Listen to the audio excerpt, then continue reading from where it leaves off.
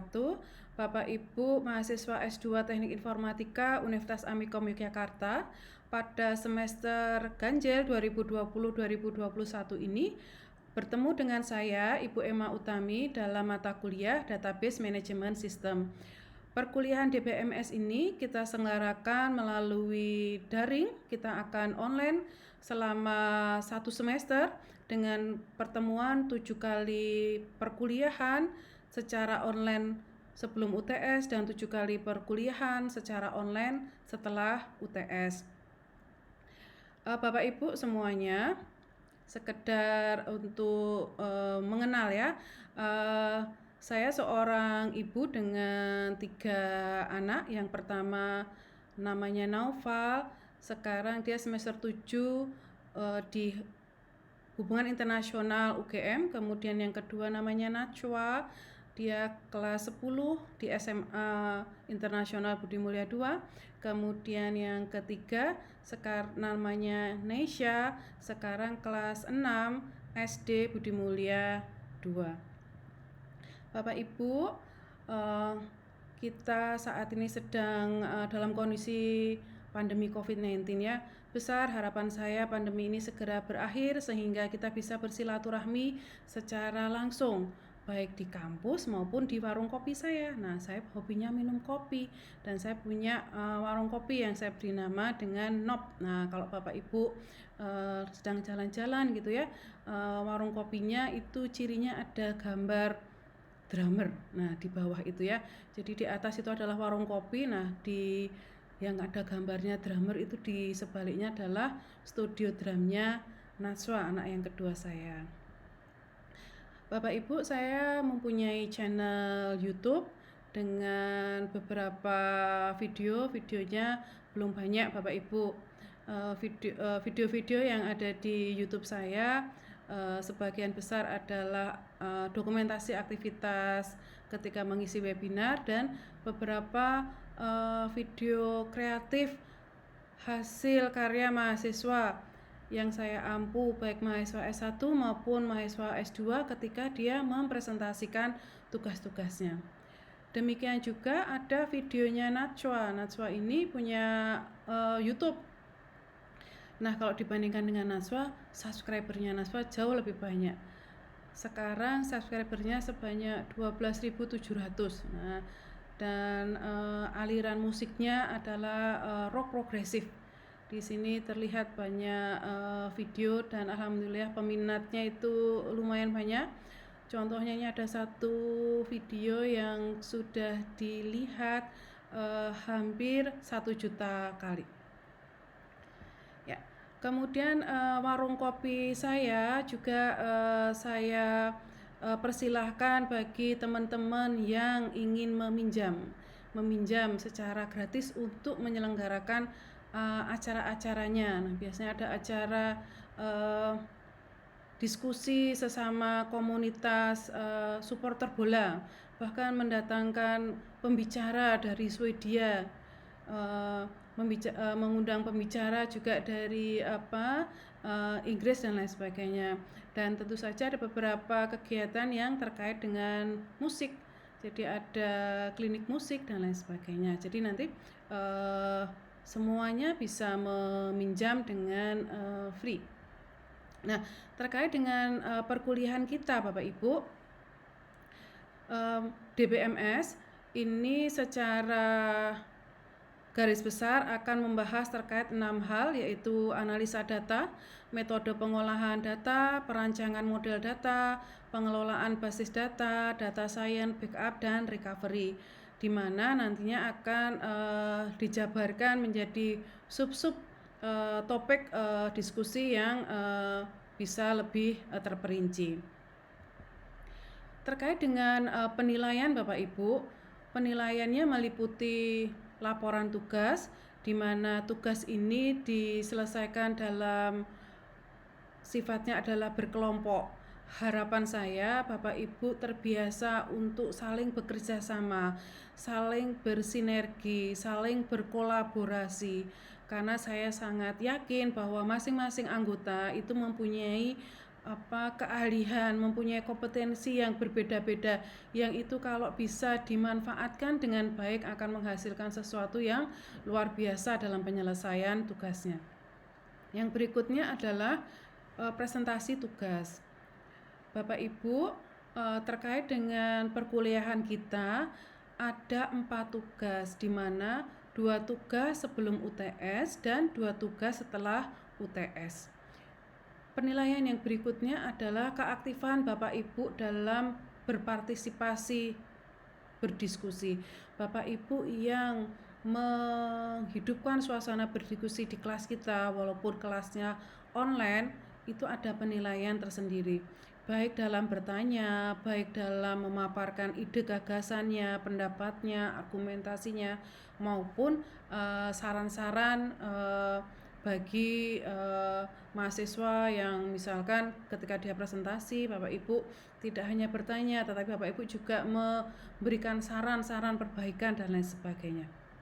Yang berikutnya adalah kuis, kemudian UTS, UAS, di mana UTS dan UAS kita tidak diselenggarakan dengan mengerjakan soal begitu ya, tetapi UTS dan UAS kita bentuknya adalah submit paper, sehingga Bapak Ibu, besar harapan saya tugas-tugas yang sudah kita diskusikan sebelum UTS bisa disusun menjadi sebuah publikasi paper ilmiah, kemudian Bapak Ibu submit. Demikian juga dengan UAS. Tugas ketiga dan tugas keempat setelah UTS Bapak Ibu susun laporannya dalam bentuk paper gitu, kemudian Bapak Ibu submit. Mengapa saya sudah mengkondisikan paper pada penugasan UTS maupun UAS? Karena supaya Bapak Ibu terbiasa menulis. Salah satu syarat Bapak Ibu nantinya bisa menempuh ujian tesis adalah ketika Bapak Ibu sudah bisa mensubmit paper sebagian dari hasil penelitian Bapak Ibu di tesis sudah accepted di sebuah media baik jurnal maupun conference. Nah, karena itu adalah syarat, maka saya kondisikan Bapak Ibu terbiasa untuk menulis sejak dalam semester 1 ini dalam perkuliahan. Bapak Ibu, di mata kuliah kita yaitu Database Management System. Saya yakin Bapak Ibu sudah mendapatkan dasar-dasar terkait basis data. Bahkan mungkin yang sudah S1-nya memang latar belakangnya dari informatika sudah mendapatkan beberapa mata kuliah terkait dengan basis data ya. Ada sistem basis data, ada pengantar basis data, ada pengolahan basis data, ada pemrograman basis data, ada basis data lanjut, SQL lanjut dan lain sebagainya. Jadi bentuk mata kuliah basis data itu cukup banyak, dan saya yakin untuk Bapak Ibu yang background S1-nya dari informatika, saya sangat yakin tidak hanya satu mata kuliah basis data yang ditempuh, sudah beberapa mata kuliah basis data yang ditempuh. Namun demikian, untuk Bapak Ibu yang backgroundnya tidak dari informatika, saya yakin sudah mendapatkan konsep dasar basis data di mata kuliah pra S2, yaitu ketika Bapak Ibu menempuh mata kuliah matrikulasi. Bapak Ibu, pada saat ini bisa dikatakan eranya era digital. Dulu data itu sifatnya analog ya, bentuknya analog. Jadi kalau Bapak Ibu lihat ilustrasi di depan ini, ada piringan hitam, ada pita kaset, di mana dia digunakan untuk merekam lagu, suara, kemudian atau gambar yang dia tersimpan dalam klise film, ada roll film dan lain sebagainya. Nah, pada saat ini data-data tersebut sekarang bentuknya sudah digit, discrete 0 dan 1, dan media penyimpanannya jauh lebih ringkas, media penyimpanannya jauh lebih kecil dan mudah dibawa kemana-mana ya Bapak Ibu ya, yaitu misalkan USB disk. Nah, aktivitas berbasiskan data digital ini Bapak Ibu itu sangatlah kompleks. jumlahnya sangat besar. Sekarang ini eranya era di big data ya Bapak Ibu, semua aktivitas yang kita lakukan itu menghasilkan data. Lalu lintas data dari segala aplikasi, sistem, platform yang kita gunakan, mulai dari bangun tidur sampai tidur lagi, itu lalu lintas data digitalnya luar biasa besar.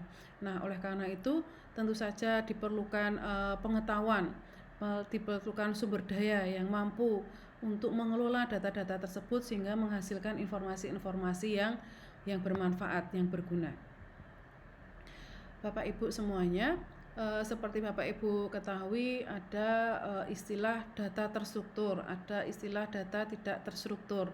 Oke, data struktur bisa disajikan dalam bentuk basis data relasional, sedangkan data yang tidak terstruktur karena dia tidak mudah untuk diklasifikasikan, maka tentu saja penyajian simpanan datanya tidak menggunakan data base relasional, tetapi kita menggunakan NoSQL misalkan.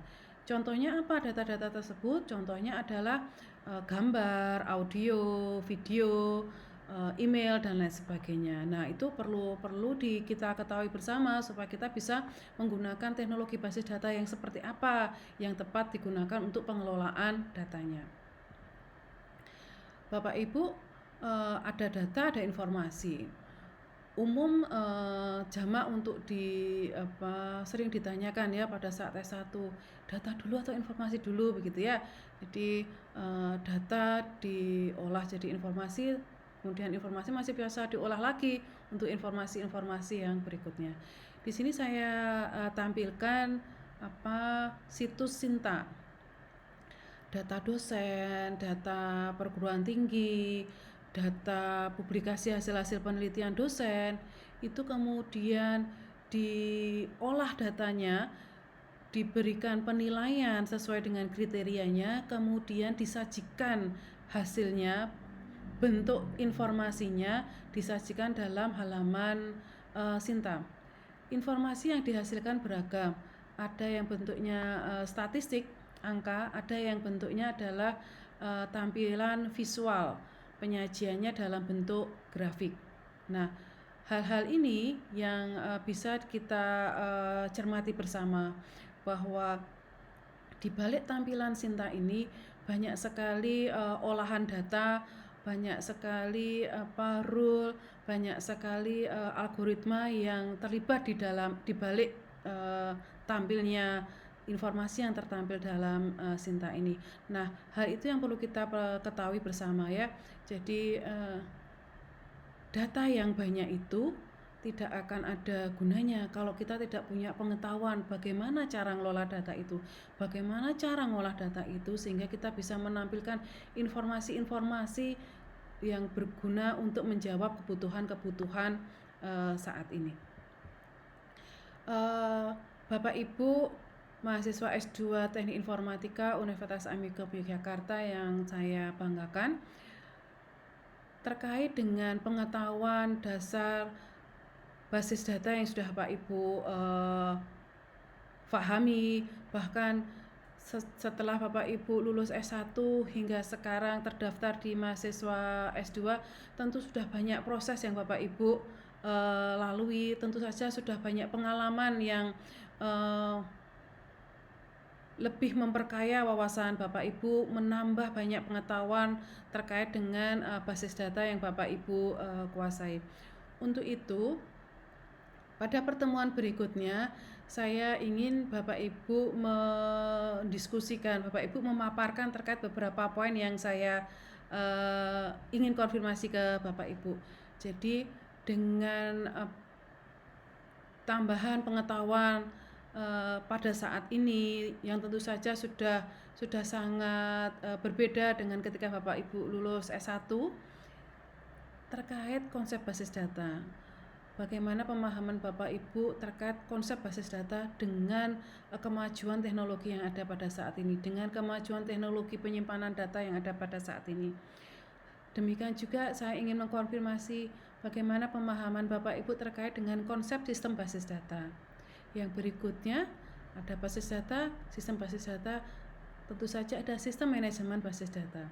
Nah, saya ingin Bapak Ibu memaparkan sejauh mana pemahaman Bapak Ibu dengan semakin bertambahnya wawasan, dengan semakin bertambahnya informasi yang Bapak Ibu peroleh saat ini terkait dengan konsep basis data, konsep sistem basis data, konsep sistem manajemen basis data.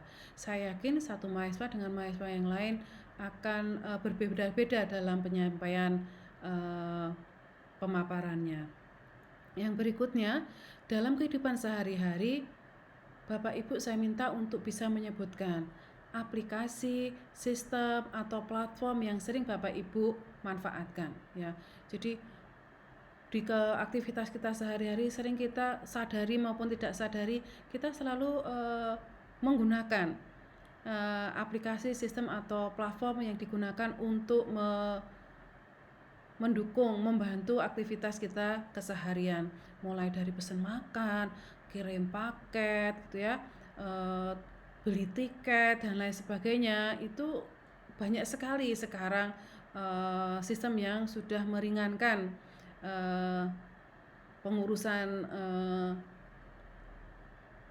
hal tersebut dalam kehidupan kita sehari-hari. Nah, saya ingin konfirmasi apakah menurut Bapak Ibu aplikasi, sistem, platform tersebut menerapkan basis data? Jika iya, maka tujuan penerapannya untuk apa? Kemudian terkait dengan pengalaman Bapak Ibu dalam perancangan maupun pengelolaan basis data selama ini, saya ingin Bapak Ibu memaparkan, mendiskusikan, share pengalaman terkait dengan kegiatan perancangan dan pengelolaan basis data yang sudah Bapak Ibu peroleh selama 2 tahun terakhir. Uraikan aplikasi, sistem atau platform apa yang telah Bapak Ibu hasilkan. Kemudian terkait dengan hal tersebut, saya yakin aplikasi, sistem atau platformnya sudah cukup banyak ya, tidak hanya satu. Nah, saya harapkan Bapak Ibu bisa milih salah satu yang menurut Bapak Ibu itu paling keren gitu ya, itu yang paling melibatkan banyak sekali keahlian, misalkan melibatkan banyak sekali tim, kemudian tingkat kesulitannya juga cukup besar gitu ya. Bapak Ibu sebutkan salah satunya, kemudian Bapak Ibu jelaskan aplikasi atau sistem atau platform yang Bapak Ibu pilih salah satunya itu menggunakan sistem manajemen basis data apa. Bapak Ibu paparkan juga mengapa sistem manajemen basis data itu yang menjadi pilihan. Yang berikutnya, saya sangat menunggu gitu Bapak Ibu bisa menggambarkan skema basis datanya seperti apa yang Bapak Ibu bangun. Kemudian untuk skema basis data yang Bapak Ibu bangun tersebut, apakah Bapak Ibu sudah memperhatikan terkait dengan analisis validasi datanya.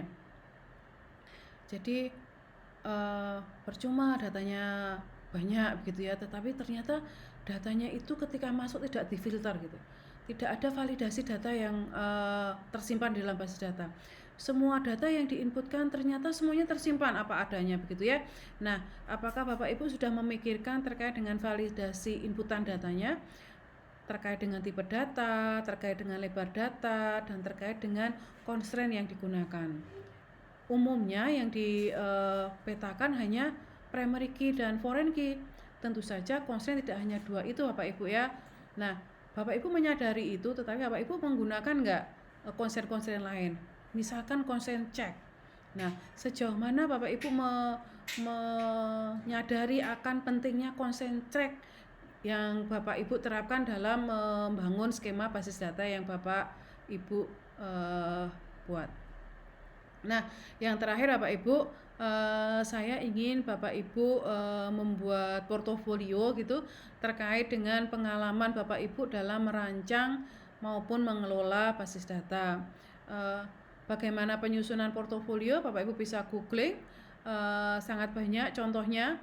Nah, harapan saya portofolionya tidak hanya narasi begitu ya, tetapi Bapak Ibu bisa screenshot gitu data-data pendukung yang bisa digunakan untuk lebih menggambarkan terkait pengalaman Bapak Ibu dalam perancangan maupun pengelolaan basis data. Demikian Bapak Ibu, hal-hal yang saya sampaikan di awal pertemuan semester ganjil 2020-2021 terkait dengan mata kuliah kita, yaitu Database Management System. Saya cukupkan sekian. Assalamualaikum warahmatullahi wabarakatuh.